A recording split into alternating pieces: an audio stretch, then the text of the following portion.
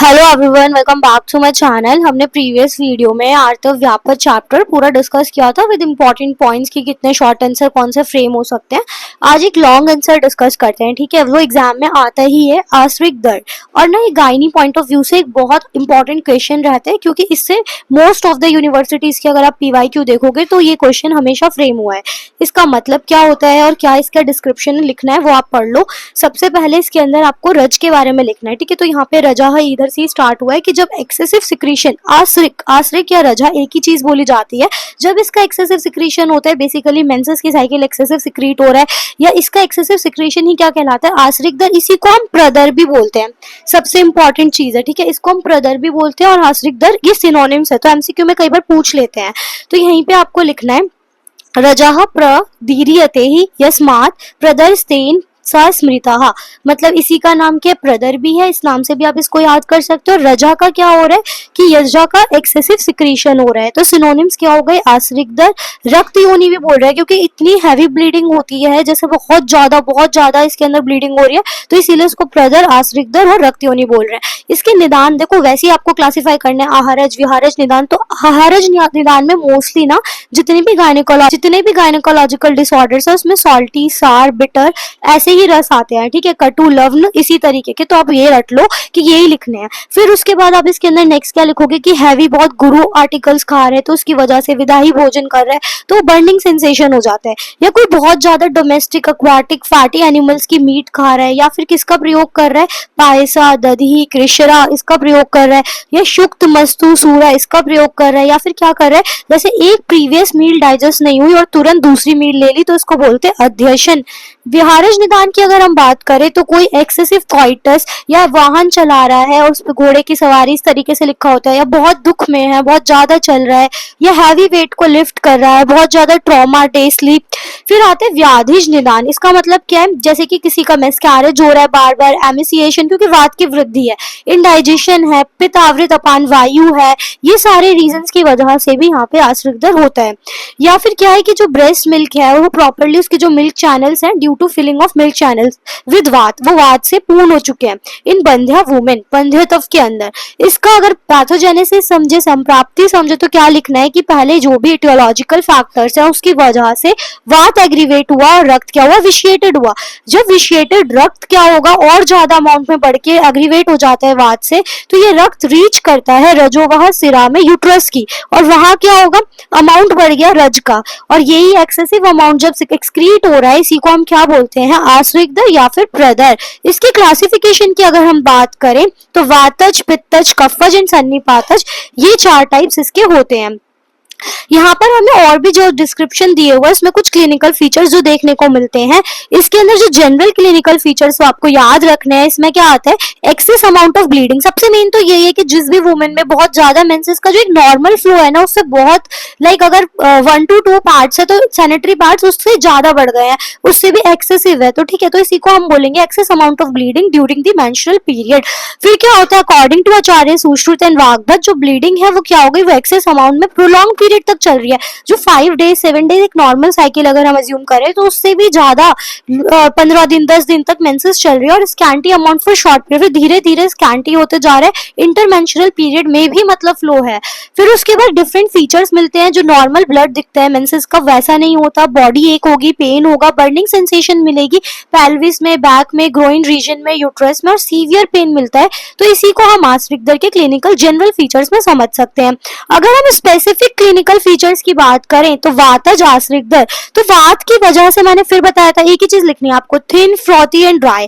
ये मेंसेस का ब्लड और कैसे कलर का, ब्लैकिश, रेडिश एंड रिजेंबलिंग किसकी तरह, पलाश का जैसा फूल पानी के अंदर होता है, सिमिलर इसके अंदर देखने को मिलता है।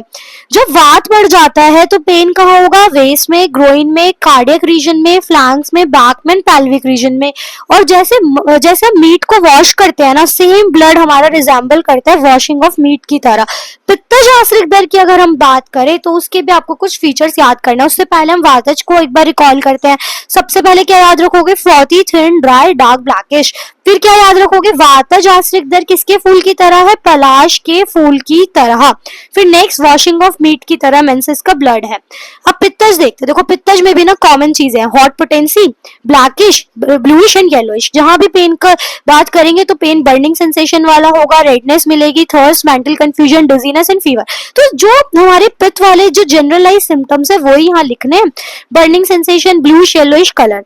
कफज में भी वही स्लाइमी मिलेगा, कोल्ड मिलेगा, पेल मिलेगा, नोजिया, डिस्पीनिया। बस एक चीज याद रखनी है कि जो मेंसेस का ब्लड है वो किसकी तरह है, वॉशिंग ऑफ पैडी प्लांट। तो हमने पीछे क्या, पलाश के फूल की तरह समझो, मीट को जैसे धोते हैं ना और जिस कलर का वो ब्लड निकलेगा वैसा ही यहाँ पे जैसे पैडी प्लांट को वॉश करते हैं वैसा पेलिश कलर दिखता है। सन्निपातज में मिक्स लक्षण देखो, सबसे पहले आप कफ के लिख सकते हो, पित्त का हीट लिख सकते हो, फाउल स्मेल लिख सकते हो, स्लाइमी लिख सकते हो।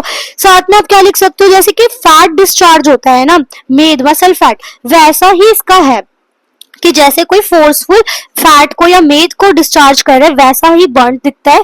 और साथ में क्या मिलता है, जो सर्पी, घृत, मजा और मज्जा और वसा, घृत, मज्जा, वसा जैसा इसमें रिजेम्बलेंस बताया है। तो इसके बाद आपको नेक्स्ट क्या याद रखना है, इसकी प्रोग्नोसिस। जो सन्निपातज that is incurable and rest are curable, बाकी सारे साध्य हैं एक्सेप्ट सन्निपातज, इतना आपको लिखना है। फिर कॉम्प्लिकेशन देखो, सिंपल सी बात है, किसी की बॉडी से इतना ब्लड आप खत्म करोगे तो क्या होगा, उसको गिडीनेस होगी, उसको वीकनेस होगी, delusion, confusion, drowsiness, delirium, anaemia, burning sensation, thirst और डार्कनेस ये फील होगी। अब अगर हम लाइन ऑफ ट्रीटमेंट की बात करें तो सबसे पहले इटियोलॉजिकल फैक्टर्स जिसको हम बोलते हैं निदान, परिवर्जन, वही करना है। उसके बाद आपको क्या करना है, जो ब्लीडिंग है उसको देखो उसमें कौन सा दोष एसोसिएटेड है और जो भी दोष एसोसिएटेड है उसके अकॉर्डिंग उसे ट्रीट करो। नेक्स्ट क्या करो, इतनी ज्यादा ब्लीडिंग है तो रक्त स्थापन, हेमियोस्टैटिक ड्रग्स जो उसे रोके और उस दोष के इन्वॉल्वमेंट को खत्म करें। फिर हमें स्पेसिफाइड ट्रीटमेंट लेना है जिसके अंदर क्या है, रक्त अतिसार, रक्त पित्त, रक्त अर्श और गर्भपात, ऐसे जो ट्रीटमेंट्स है वो यूज करने हैं। फिर हमने जो योनि व्यापक चैप्टर पढ़ा है उसमें पर्टिकुलर दोष का मैंने आपको एक्सप्लेनेशन दिया है ना, सेम वो यहाँ पे यूज करना है। और जब आपको कुछ ना समझ जाए तो फीमेल्स में उत्तर बस्ती आप लिख सकते हो। फिर उसके बाद काश्यप ने विरेचन भी बेनिफिशियल बताया है। अब इसको कुछ याद करते हैं ड्रग्स को। देखो मैंने आपको पहले जो ड्रग्स याद कराए थे उसमें मैंने एक चीज बोली थी कि शतावरी, शतपुष्पा हर जगह आता है, तो यहाँ पे सबसे पहले आप शतपुष्पा लिख दो, क्या उसका नस है और उसी से मसाज। तो दो ड्रग्स तो कॉमनली आप हर जगह यूज कर सकते हो। फिर मैंने क्या बताया, बस्ती में उत्तर बस्ती। अब अलग से आपको क्या याद रखना है कि जो व्याघ्र नखी होता है उसकी रूट होती है, उसे नॉर्दर्न डायरेक्शन में हम प्लांट करते हैं, ठीक है। तो रूट ऑफ व्याघ्र नखी grown in the northern direction at a secret place, जहां पे भी सैकेट बोलेंगे इसे, जहां पे भी पूजा वगैरह होती है उस तरफ, तो सीक्रेट नहीं है, सैकेट प्लेसेस, उसको अप्रूव करना है, उसको उखाड़ लेना है, ठीक है। किस टाइम पे, जब उत्तर फाल्गुनी नक्षत्र हो। उसके बाद क्या करते हैं, जो वुमेन है ना उसकी वेस्ट पे टाई कर देंगे, इससे आश्रित दर ठीक हो जाता है। तो सोचो अगर आप इतनी ब्यूटीफुल चीज कि 5000 साल पहले, अभी की अगर हम बात करें तो जो फिब्रॉइड ऑफ यूट्रस है जिसकी वजह से ब्लीडिंग है, या बहुत सारे ऐसे केसेस में सीधा सर्जरी होती है जिसके अंदर हम लोग क्या करते हैं, स्टेरेक्टॉमी कर देते हैं। अगर ओवरी की वजह से तो ओवेरिनोक्टॉमी कर देते हैं। लेकिन अगर आप पहले की बात करो जहां सर्जरी लास्ट ऑप्शन था, तो firstly they try to treat जो भी हमें अलग अलग नक्षत्र, प्लैनेट्स के अकॉर्डिंग, एस्ट्रोलॉजी के अकॉर्डिंग चीजें बताई गई हैं। अगर आप अभी अपनी क्लिनिकल प्रैक्टिस में इसको यूज करोगे ना तो इट विल बी मिरेक्युलस। अगर ये रिजल्ट आपको देखना है, प्रूफ करना है, तो कहीं ना कहीं बहुत ज्यादा अच्छे अगर रिजल्ट आते हैं तो लोगों का एक अलग फेथ आपके ऊपर डेवलप होगा। तो करना क्या है कि व्याघ्र नखी जो है उसको अप्रूव करके उत्तर फाल्गुनी नक्षत्रों में टाई करना वेस्ट पे आश्रित दर का ट्रीटमेंट है। तो कुछ लोग इस पर रिसर्च भी कर सकते हैं, it is a good topic. Next आता है यूज ऑफ दी बस्ती। कौन कौन सी मैंने बताई थी पहले जो आपको याद रखनी है, इसके अंदर आप याद रख सकते हो। एक तो मुस्ता आदि, यापना बस्ती, मैंने बताया ना यापना बस्ती इज वेरी कॉमन, जो हर किसी में दे सकते हैं, इसके साइड इफेक्ट्स इतने नहीं है। चंदन आदि, रासना आदि, रौद्र आदि, कुश आदि और मंडुक आदि अनुवासन बस्ती।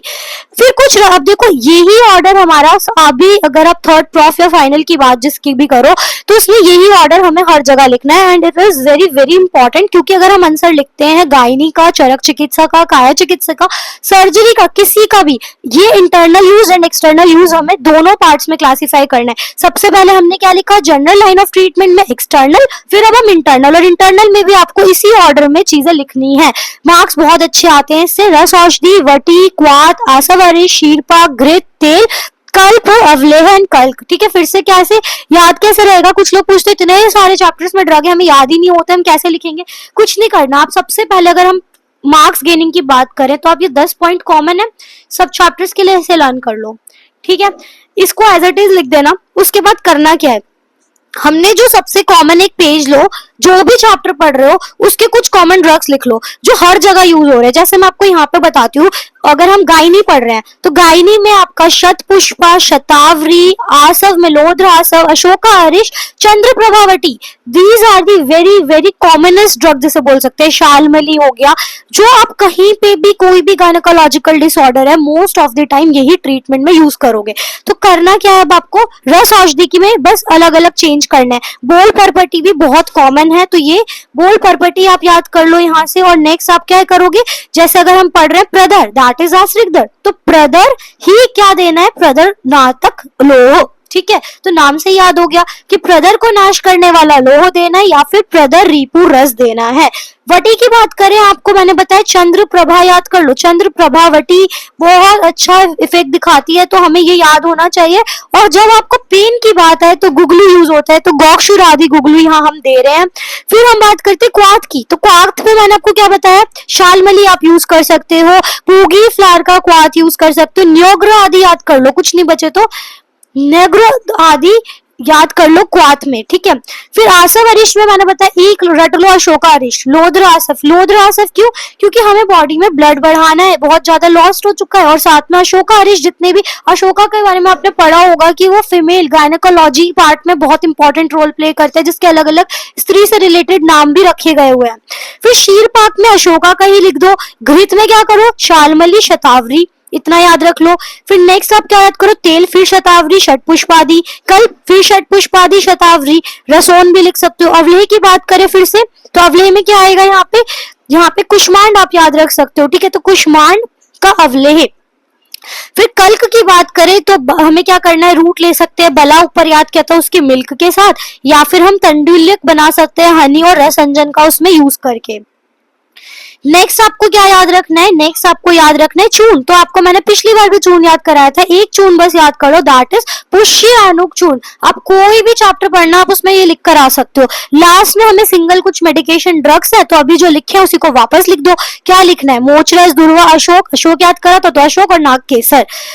अब आती है बात स्पेसिफिक ट्रीटमेंट की, ये भी बहुत इजी है, इसी ऑर्डर में आंसर लिख लो, generalise treatment, external and internal. अब आप आ गए स्पेसिफिक, वात, उसमें क्या करोगे, देखो वात के अंदर हमें स्नेहन कर मोस्टली करना होता है, तो हमने तेल यूज कर सकते हैं, जिसको हम लोग कर्ड यूज कर सकते हैं, घृत यूज कर सकते हैं, वो ही लिखा है। नेक्स्ट हम क्या यूज कर सकते हैं, यहाँ पे यष्टि मधु होता है वो यूज कर सकते हो, शुगर हनी कर्ड के साथ मिला के, कोई भी मांस रस यूज कर सकते हो। तो यहाँ पे एक आप याद कर लो सिर्फ, जो आपको याद हो जाए। फिर पित्तज की बात करते हैं ना, हमेशा घृत की बात होती है, तो महातिक्त घृत यूज कर सकते हैं विरेचन कर्म के लिए, तो वही यहाँ लिखा है मैंने, और यूज ऑफ वासा घृत।